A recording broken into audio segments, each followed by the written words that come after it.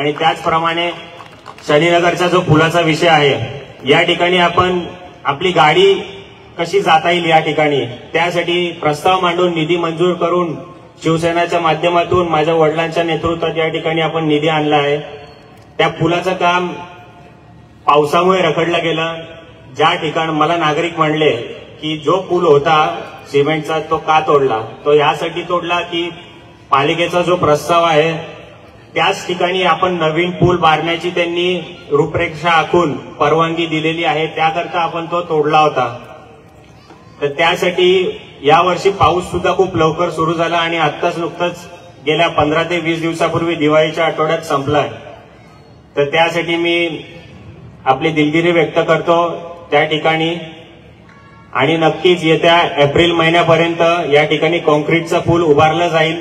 2 ते 4 महिन्यात निवडणुका झाल्या की आता सुद्धा त्या ठिकाणी काम चालूच आहे, आपण दररोज पाहत असाल।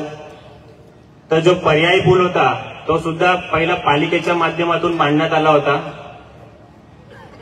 तो पाऊस एवढा प्रचंड या ठिकाणी धो पडला म्हणून तो वाहून गेला, तर माझ्या नागरिकांचे भरपूर हाल झाले।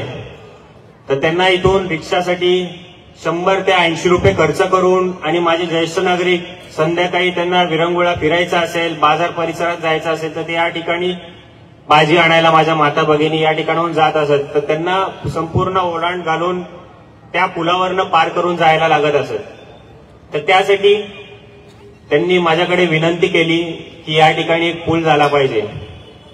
मी बोललो प्रशासन पैसे देईल नाही देईल, जसं दादांनी म्हटलं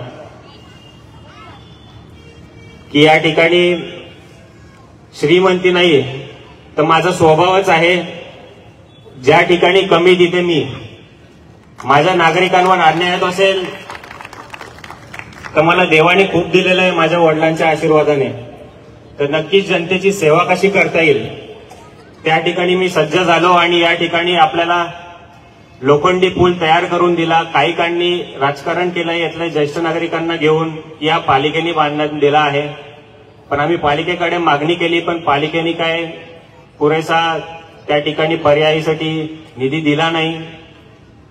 पण मी मोठं मन दाखवून या ठिकाणी माझ्या नागरिकांची समस्या मार्गी लावली आणि तो पूल या ठिकाणी चालू झालाय।